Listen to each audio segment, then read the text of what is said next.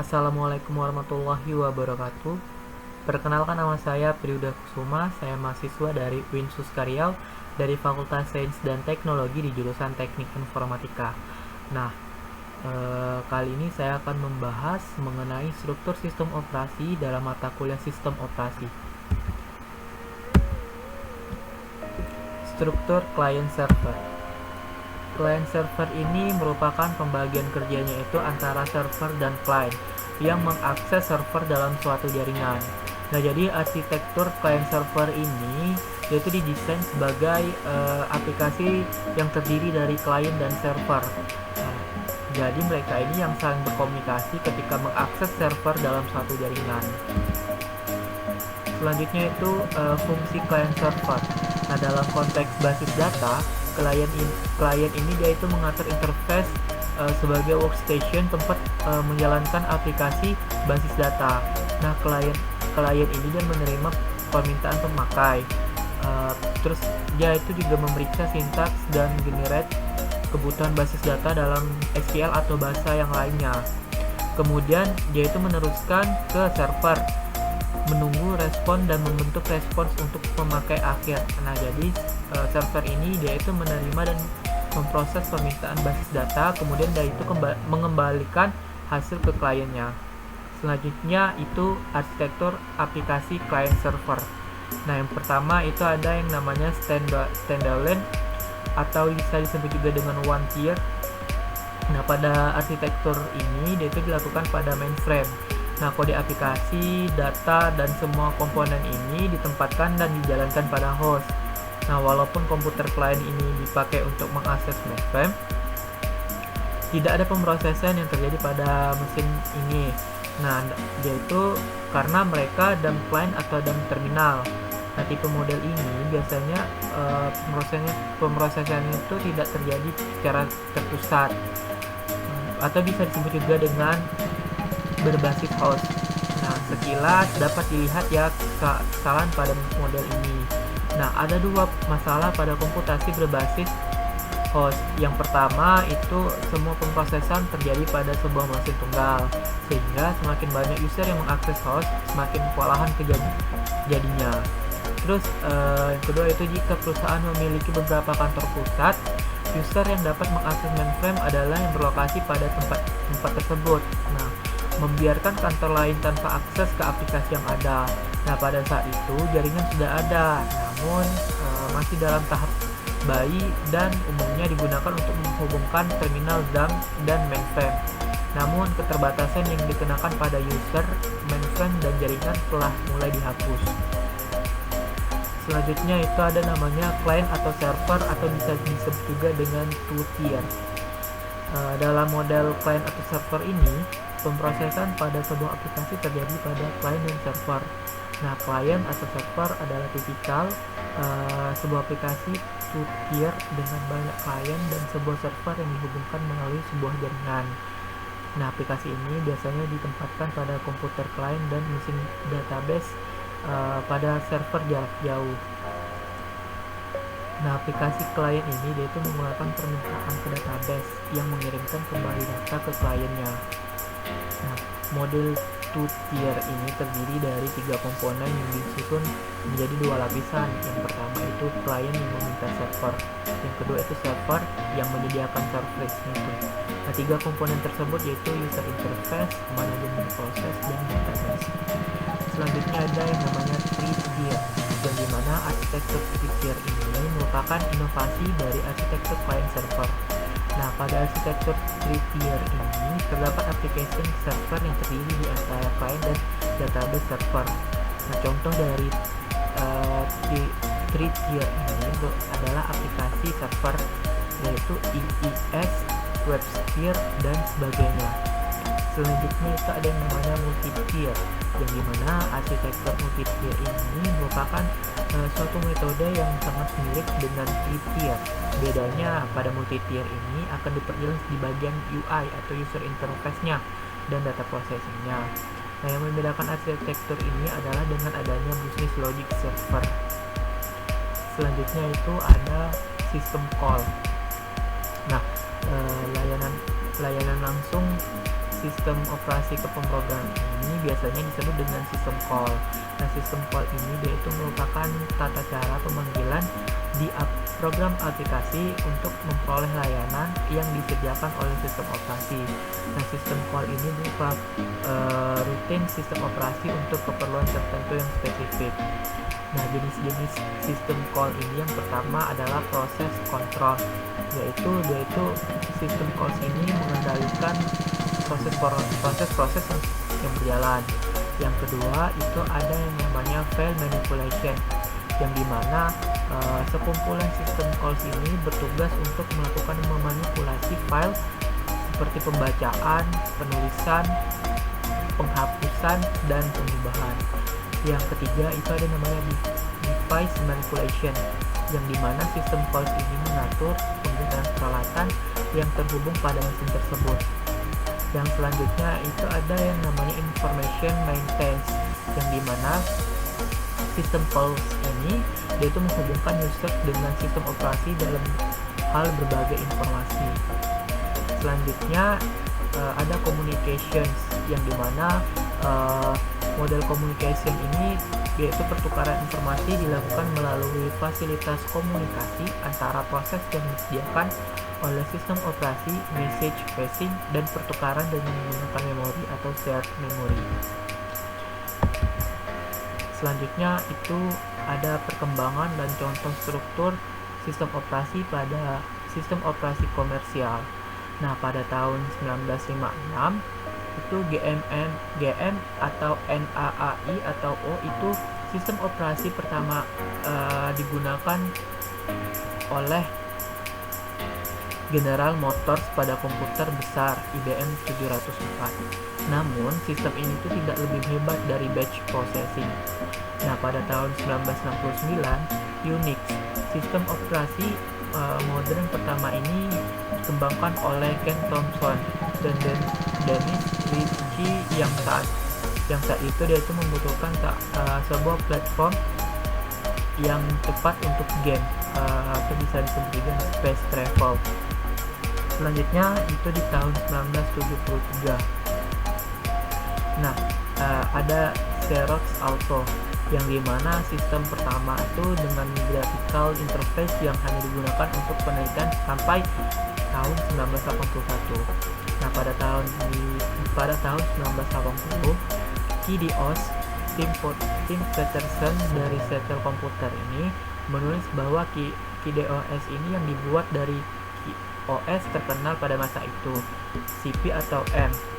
Nah, KDOS ini atau Quick and Dirty Operating System dipasarkan oleh Seattle Computer dengan nama 86DOS karena dirancang untuk proses Intel 8086.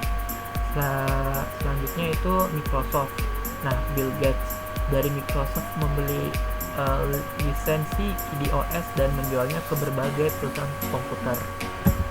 Di tahun 1981 itu ada PC-DOS, yang dimana IBM meluncurkan PC-DOS yang dibeli dari Microsoft untuk komputernya yang berbasis proses Intel 8086. Nah, pada tahun 1981 MS-DOS ini Microsoft menggunakan nama MS-DOS untuk OS jika dijual oleh perusahaan di luar IBM. Nah, pada MS-DOS 2.0 versi 2.0 ini dari MS-DOS ini diluncurkan pada komputer PC XP. Nah, pada tahun 1984 sistem 1.0 yaitu Apple meluncurkan Macintosh dengan OS yang diturunkan dari BSD Unix. Nah, sistem 1.0 ini merupakan sistem operasi pertama yang telah berbasis grafis dan bisa menggunakan mouse ringan. Nah, di tahun 1985, MS Microsoft Windows versi 1.0 ini memperkenalkan Microsoft Windows. Sistem operasi ini telah menyediakan lingkungan berbasis grafis atau bisa disebut juga dengan GUI, dan kemampuan ini multitasking. Nah, sayangnya sistem operasi ini sangat buruk performanya dan tidak mampu menyamai kesuksesan Selanjutnya itu di tahun 1987. Nah, OS atau Lua ini IBM ini memperkenalkan OS Ortu yang telah berbasis grafis sebagai calon pengganti IBM PC DOS. Nah, pada MS-DOS 3.3 ya ini Microsoft ini meluncurkan MS-DOS 3.3 ini sebagai versi paling populer dari MS-DOS-nya tahun 1988 sampai dengan 1989. Nah, pada MS-DOS versi 4.0 ini Microsoft mengeluarkan MS-DOS versi 4.0 ini dengan suasana grafis. Nah, pada tahun 1989 Word triple W atau bisa disebut juga dengan World Wide Web. Proposal ini dibuat oleh tim Berners-Lee. Selanjutnya itu di tahun 1990. Nah, terjadinya perpisahan antara dua perusahaan raksasa. Nah, IBM berjalan dengan OS atau 2 dan Microsoft berkonsentrasi pada Windows.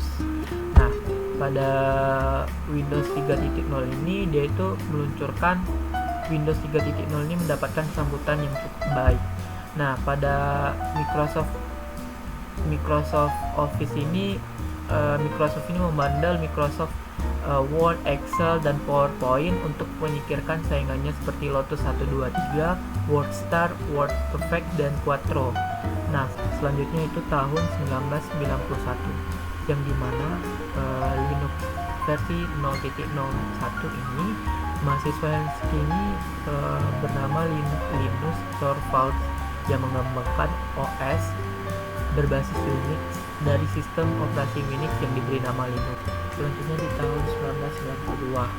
Nah, pada tahun 1992 ini Microsoft meluncurkan Windows versi 3.1 dan kemudian Windows for Workgroups versi 3.11 di tahun berikutnya sistem. Di tahun 1993 Microsoft meluncurkan Windows NT, OS pertama berbasis grafis standar DOS di dalamnya yang direncanakan untuk server jaringan. Selanjutnya itu satu proyek yang juga dikembangkan dari 386 BSD dibuat juga dengan nama FreeBSD. 1994 internet meraih popularitas sebesar saat Netscape memperkenalkan navigator sebagai browser internet. Nah, selanjutnya itu Microsoft meluncurkan MS-DOS 6.2 dengan program kompresi bernama Drive Space. Nah, ini merupakan versi terakhir dari MS-DOS. Di tahun 1965, Microsoft meluncurkan Windows 95 dengan lagu Start Me Up dari Rolling Stones dan terjual lebih dari 1 juta salinan dalam waktu 4 hari. Selanjutnya itu di tahun 1996 Microsoft meluncurkan Windows NT versi 4.0 dan di tahun 1997 Mac OS ini pertama kalinya Apple memperkenalkan penggunaan nama Mac OS ini pada Mac OS versi 7.6. Nah, di tahun 1998 web browser Internet Explorer menjadi bagian penting dari Windows 98 dan berhasil menumbangkan dominasi Netscape Navigator. Nah, pada tahun 1999 Hewlett Packard mengumumkan layanan 24/7 untuk distro Caldera, Turbo Linux, Red Hat, dan SUSE. Selanjutnya itu di tahun 2000.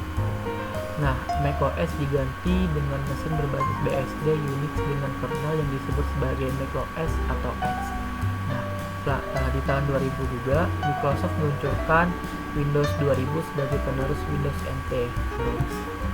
Nah, selanjutnya itu di tahun 2001 Microsoft memperkenalkan Windows XP.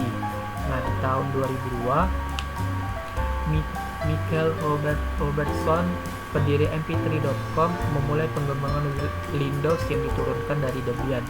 Nantinya Windows ini berganti nama menjadi Linsphere karena adanya tuntutan perubahan nama oleh Microsoft. Selanjutnya di tahun 2003, Microsoft meluncurkan Windows Server 2003. Nah, Red Hat mengumumkan distro Fedora Core sebagai penggantinya. Nantinya ada beberapa distro lokal yang dibuat berbasis Fedora, seperti Blind on versi 1.0 dan IGOS Nusantara IGOS. Selanjutnya di tahun 2004 sampai 2005.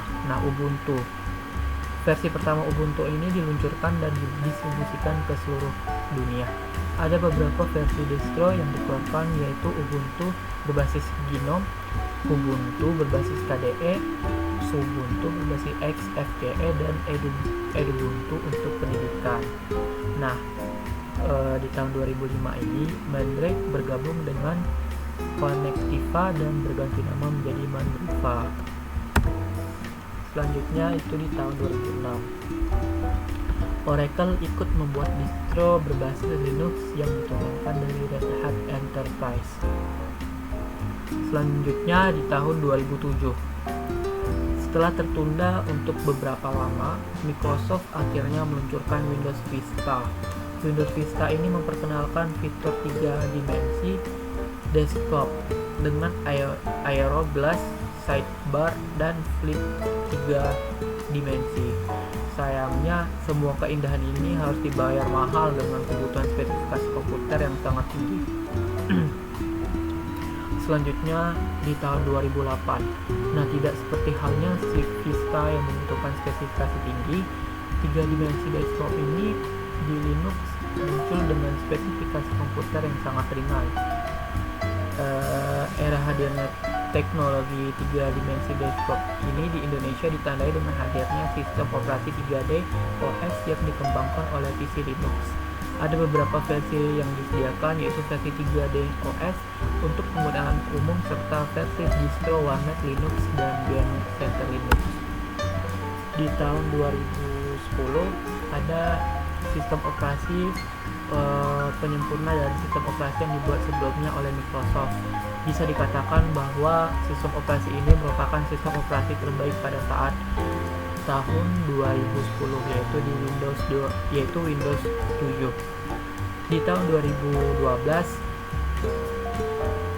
sistem operasi terbaru yang telah diluncurkan oleh Microsoft adalah Windows 8. Nah, sistem operasi ini memiliki tampilan yang sangat menarik dibandingkan Windows yang lain sebelumnya. Nah, di tahun 2015, sistem operasi yang terbaru diluncurkan oleh Microsoft adalah Windows 10. Nah, Windows 10 ini merupakan tampilan yang sangat lengkap dan menyeluruh dibandingkan dengan Windows sebelumnya. Nah, cukup sekian yang dapat saya sampaikan. Mohon maaf apabila ada kesalahan. Terima kasih. Assalamualaikum warahmatullahi wabarakatuh.